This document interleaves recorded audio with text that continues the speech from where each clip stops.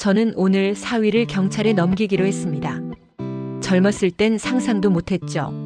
사위 하나 못 막은 내가 이렇게까지 할 줄은. 그놈이 내 통장을 털어갔고 내 이름으로 대출까지 받았습니다. 그 결과요? 은행 전화 한 통으로 저는 하루아침에 보이스피싱 피해자 취급을 받았어요. 그리고 그 집에서 쫓겨났습니다. 제가 산 집에서요. 제 이름이 있던 집에서요. 미안하다, 지연아. 엄마 이제는 참지 않겠다. 이 이야기는 어쩌면 당신 집에서도 벌어질 수 있는 일입니다. 끝까지 들어주세요. 이 이야기는 어쩌면 당신 집에서도 벌어질 수 있는 일입니다. 그리고 이런 현실 이야기를 놓치고 싶지 않다면 지금 구독 버튼 꼭 눌러주세요.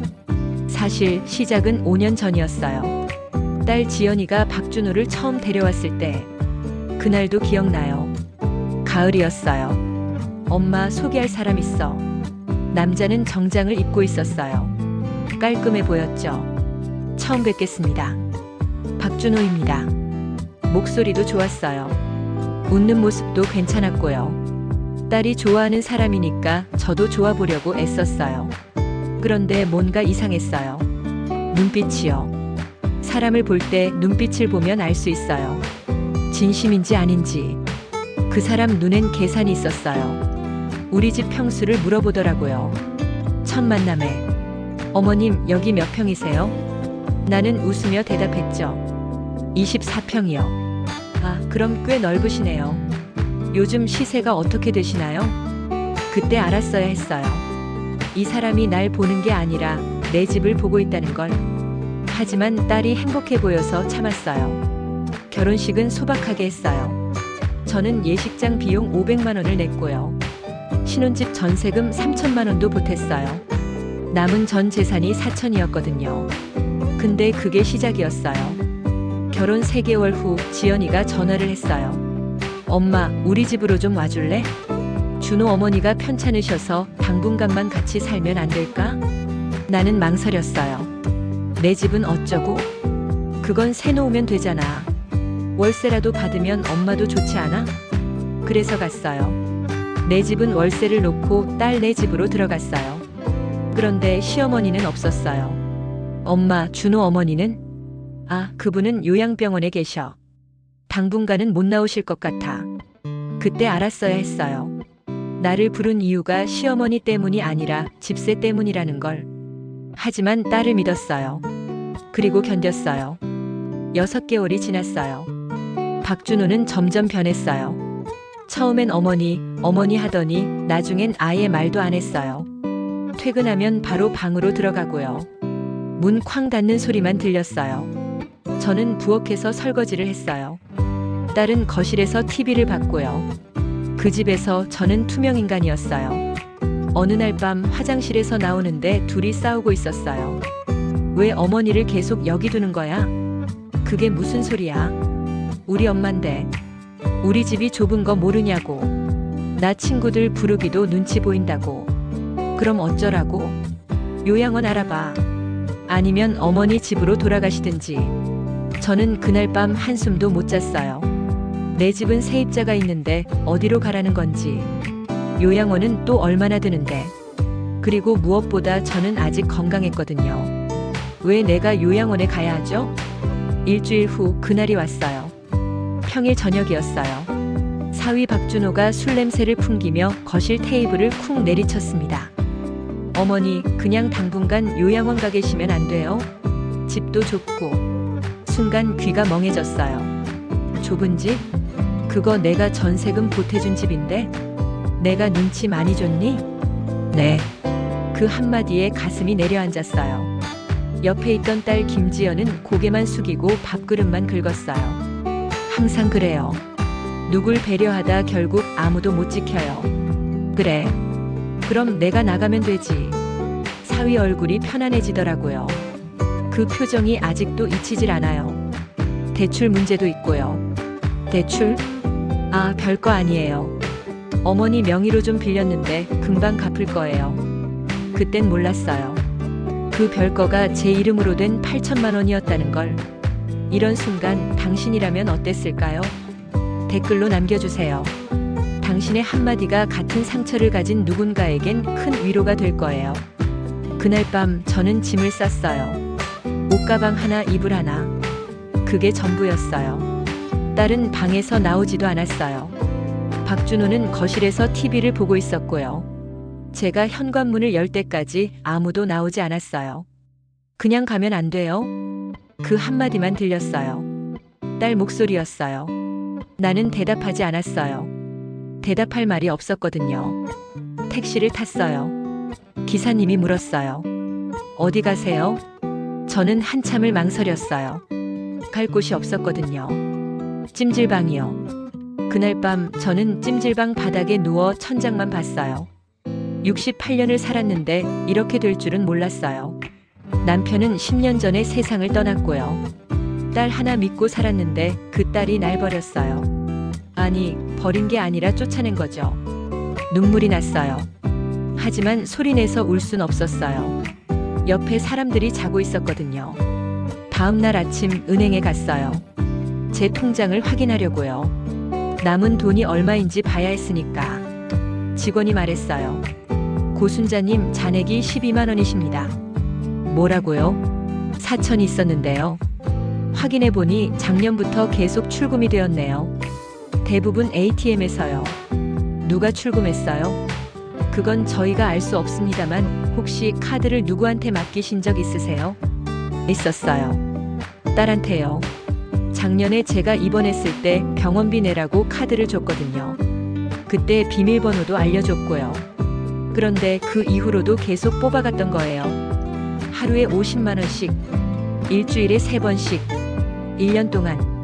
저는 그 자리에서 주저앉았어요. 직원이 물 한 잔을 갖다 줬어요. 괜찮으세요? 저는 고개를 저었어요. 안 괜찮아요. 하나도 안 괜찮아요. 은행을 나와 길을 걷는데 전화가 왔어요. 모르는 번호였어요. 고순자님 맞으시죠? 연체 3번째 안내드립니다.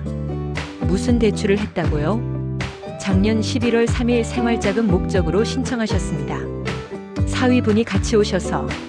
사위. 그 단어에 심장이 멎었어요. 그 사위 이름이 뭐예요? 박준호요. 보증인으로 같이 서명하셨고 본인 확인도 직접 하셨습니다. 저는 기억이 안 났어요. 작년 11월이면 제가 입원했을 때인데 혹시 제가 입원 중이었을 때 아닌가요? 확인해보니 네, 병원 근처 지점이시네요. 그럼 제가 직접 간 게 아니라 누가 저를 데려간 거잖아요. 그건 저희가 확인하기 어렵습니다만 CCTV 기록은 있습니다. CCTV 보여주실 수 있어요? 그건 경찰 요청이 있어야 가능합니다. 알겠습니다. 얘가 내 이름으로 돈을 뽑아갔다고. 그걸 1년 동안 숨겼다고. 저는 횡단보도 한가운데서 주저앉았어요. 누가 괜찮으세요? 물었는데 고개만 저었어요. 안 괜찮아. 하지만 이건 눈물로 해결할 일이 아니야. 카페에 들어가 앉았어요. 아메리카노 한 잔을 시키고요. 핸드폰을 꺼내 딸에게 전화를 걸었죠. 신호가 3번 갔어요. 네, 엄마. 지연아, 너희 집 명예 누구야? 엄마 왜 그래? 무슨 일 있어? 대출 내 이름으로 받은 거 맞지? 잠깐 침묵이 흘렀어요. 그건 오해가 있어. 엄마가 허락해줬잖아. 내가 언제? 병원에서. 엄마가 고개 끄덕였다고 준호가 그랬어. 나는 그날 마취에서 깨어나지도 못했는데. 엄마, 그게 지금 중요해? 어디 있어? 찜질방이야? 어디 있든 상관없잖아. 너희가 쫓아냈으니까. 그건 오해야. 우리도 힘들어서 그런 거였어. 8천만 원. 뭐? 내 이름으로 받은 대출. 8천만 원. 지금 3개월 연체래. 전화기 너머로 한숨 소리가 들렸어요. 그건 내가 몰랐어. 내가 몰랐다고. 너희 집 명의잖아. 준호가 알아서 한다고 했어. 나도 잘 몰라. 그럼 알아봐. 오늘 저녁 7시 파출소 앞에서 보자. 엄마 미쳤어? 파출소는 왜? 너랑 내 남편 둘 다 와. 안 오면 내가 먼저 들어간다. 접수하려고. 엄마. 전화를 끊었어요. 손이 떨렸어요. 커피 잔을 들 수가 없었어요. 하지만 결심했어요. 그래, 겁 좀 줘야겠다. 평생 참았지? 근데 이제 나 못 말려. 오후 내내 카페에 앉아 있었어요. 창밖을 보며 생각했어요. 어떻게 이렇게 됐을까? 내가 뭘 잘못했을까? 딸을 너무 사랑한 게 잘못일까? 딸을 믿은 게 바보 같은 걸까? 아니야. 내가 잘못한 게 아니야. 너무 착하게 산 게 문제인 거야. 너무 참기만 한 게 문제인 거야. 이제 안 참아. 저녁 6시 55분. 파출소 의자에 앉았어요. 비닐봉지엔 약봉지, 통장, 그리고 수첩 한 권. 수첩엔 제가 적어둔 게 있었어요. 박준호가 한 말들. 날짜와 시간까지. 경찰관이 물었어요. 어르신, 무슨 일로 오셨어요? 아직은 아니에요. 곧 올 사람들이 있어서요. 네? 신고하시려고요? 상황을 봐야죠. 경찰관이 의아한 표정을 지었지만 더 묻진 않았어요. 7시 10분. 문이 열렸어요. 딸 지연이가 들어왔어요.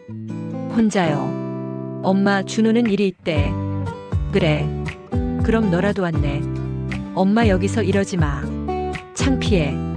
창피? 누가 더 창피한지 한번 봐야지. 엄마. 7시 20분. 다시 문이 열렸어요.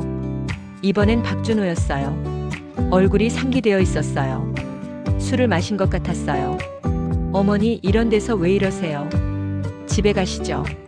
내 명의로 돈 뽑았어? 그게 급했잖아요. 장례도 있고 회사 일도 있고. 내가 가족이야? 당연히 가족이죠. 그럼 왜 안 물어봤어? 물어봤잖아요. 엄마가 고개 끄덕이셨고 나 마취 중이었는데. 침묵이 흘렀어요. 경찰관이 상황을 파악한 듯 물었어요. 혹시 금융 사기건으로 상담하시려는 건가요? 사기가 맞죠. 제 이름으로 무단으로 대출받았으니까. 박준호 얼굴이 하얘졌어요. 어머니, 그건 오해예요. 저희가 갚을 거예요. 언제? 3개월째 연체인데. 그게 회사 사정이 안 좋아서. 그럼 왜 내 통장에서 4천만 원을 뽑아갔어? 그게. 딸이 끼어들었어요. 엄마, 그 돈은 우리가 쓴 게 맞아. 근데 갚을 거야. 언제? 좀 시간을 줘. 얼마나? 6개월. 6개월이면 이자가 얼마나 늘어나는데. 그럼 어쩌라고. 딸이 소리를 질렀어요. 파출소 안이 조용해졌어요. 나는 천천히 말했어요. 지금은 아니죠. 뭐? 내가 가족 아니냐고 물었잖아. 지금은 아니죠. 박준호가 당황한 표정으로 말했어요. 그건 제가 말을 잘못한 거예요. 고맙다. 내가 왜 싸워야 하는지 정확히 말해줬네. 어머니, 진정하세요. 난 가족 아니잖아. 그럼 남이지. 남이면 도둑이지. 경찰관이 수첩을 꺼냈어요. 일단 정확한 상황부터 말씀해 주시겠어요? 그날 밤 박준호는 처음으로 제 앞에서 무릎을 꿇었습니다. 하지만 저는 일어나지 말라고 하지 않았어요. 그냥 봤어요. 딸이 울면서 말했어요. 엄마, 제발. 우리 이러지 말자. 이미 늦었어. 혹시 이런 배신 경험 있으신가요? 당신의 이야기 댓글에 적어주세요. 이 채널은 당신의 현실을 대신 말해주는 곳입니다. 파출소를 나왔어요. 경찰관이 말했어요. 일단 내일 은행 가셔서 거래 내역 전부 떼시고 변호사 상담 받아보세요. 형사 고소도 가능하신데 가족관계라 조금 복잡할 수 있어요. 알겠습니다. 그리고 어르신, 당분간 어디 계실 곳은 있으세요? 찜질방이요. 경찰관 얼굴이 안쓰러워 보였어요. 혹시 복지관에 연락드릴까요? 아니요. 전 아직 건강해요. 스스로 할 수 있어요. 밖으로 나왔어요. 딸이 뒤따라왔어요. 엄마, 미안해. 나는 돌아보지 않았어요. 진심으로 미안하면 돈부터 갚아. 그 돈 전부 그 여자 때문에 나간 거예요. 뒤에서 박준호 목소리가 들렸어요. 나는 멈춰 섰어요. 그 여자? 회사 선배요. 그 사람이 돈이 급하다고 해서 제가 바보같이. 내가 눈이 멀었구나. 딸이 내 팔을 잡았어요. 엄마, 이제 그만하자. 제발. 나는 딸 손을 뿌리쳤어요. 엄마, 이제 몰라. 그래. 너도 이제 나 몰라. 나도 너 모르고. 8천. 뭐? 8천 전부 갚아. 내 통장에서 뽑아간 4천까지 합치면 1억 2천이네. 미쳤어요? 그건 내 빚이야. 그리고 내 자존심이야. 이제 나 무섭지 않다. 3일 줄게. 못 갚으면 세상에 알릴 거야. 세상에 알린다는 게 뭔데요? 유튜브 있잖아. 거기 올릴 거야. 너희가 한 짓 전부. 딸 얼굴이 하얘졌어요. 엄마 그건 진짜 아니야. 그럼 갚든지. 이 장면에서 멈추지 마세요. 이후 이야기가 진짜 통쾌합니다. 잠깐 구독 누르고 계속 들어보세요. 당신의 10초가 이 채널을 지켜줍니다. 3일이 지났어요. 딸한테서 전화가 왔어요. 엄마 2천 마련했어. 어디서? 친정아빠 보험금. 내 몫이 있었어. 남편 보험금을 딸 앞으로 남겨뒀던 게 있었어요. 그걸 찾은 거였죠. 만나자. 다음 날 카페에서 만났어요. 딸이 봉투를 내밀었어요. 이거 2천이에요. 나는 봉투를 열어보지 않았어요. 그냥 받아서 가방에 넣었어요. 그래. 잘했네. 근데 그건 성금이야. 나머지는 민사로 받을 거야. 엄마, 나 이제 배웠어. 세상 돌아가는 법. 계약서 쓸 거야. 나머지 1억은 분할 상환. 10년 동안 매달 100만 원씩. 못 내면 어쩌라고. 못 내면 그때 가서 생각해보지. 재산 압류든 뭐든. 딸이 울었어요. 하지만 나는 흔들리지 않았어요. 박준호는 어딨어? 회사. 그 여자 임신했다며? 딸 얼굴이 굳었어요. 어떻게 알았어? 경찰관이 알려줬어. 너희 둘이 싸울 때 들었다고. 그건 오해예요. 그래, 오해는 파출소 가서 풀자. 다시 한번. 그 한마디에 딸은 무너졌습니다. 아니야. 진짜야. 그 여자 임신 맞아. 그럼 이혼해. 엄마. 안 그러면 내가 그 여자 찾아갈 거야. 직접. 딸이 고개를 숙였어요. 준호가 정리하겠대.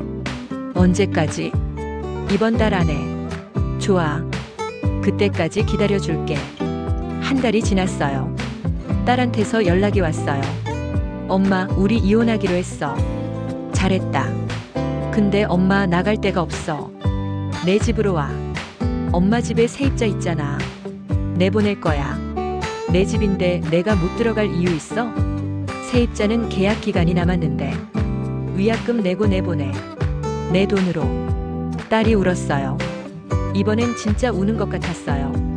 미안해 엄마. 진짜 미안해. 말로만 하지 말고 행동으로 해. 응. 알겠어.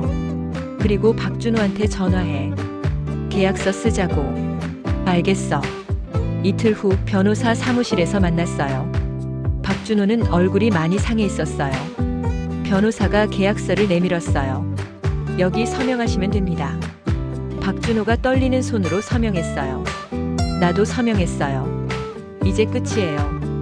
변호사가 말했어요. 매달 25일까지 입금하시면 됩니다. 연체 시 법적 조치 들어갑니다. 알겠습니다. 박준호가 고개를 숙였어요. 죄송합니다. 나는 대답하지 않았어요. 용서는 없어. 그냥 갚기만 해. 사무실을 나왔어요. 딸이 기다리고 있었어요. 끝났어? 응. 이제 어떻게 할 거야? 집으로 가야지. 우리 집. 나랑 같이? 당연하지. 넌 내 딸이잖아. 딸이 울면서 안겼어요. 미안해 엄마. 사랑해. 나도. 드디어 내 이름을 되찾았다. 3개월이 지났어요. 박준호한테서 첫 입금이 들어왔어요. 100만 원. 딸이 확인하고 말했어요. 엄마 들어왔어. 잘했네. 나는 통장을 보며 생각했어요. 10년이 걸리겠지. 하지만 괜찮아. 나는 기다릴 수 있어. 그리고 이제는 내 집에서 내 이름으로 살 거야. 딸과 함께. 이야기를 끝까지 들어주셔서 고맙습니다. 혹시 내 이야기 같다고 느끼셨나요? 그렇다면 구독과 좋아요로 마음을 표현해주세요. 이 채널은 세상에 조용히 묻혀버린 우리 세대의 진짜 이야기를 계속 들려드릴 겁니다. 이제 저는 제 이름으로만 살 겁니다. 내 통장, 내 집, 내 인생. 친구가 물었어요. 순자야, 후회 안 해? 뭘? 딸이랑 사위.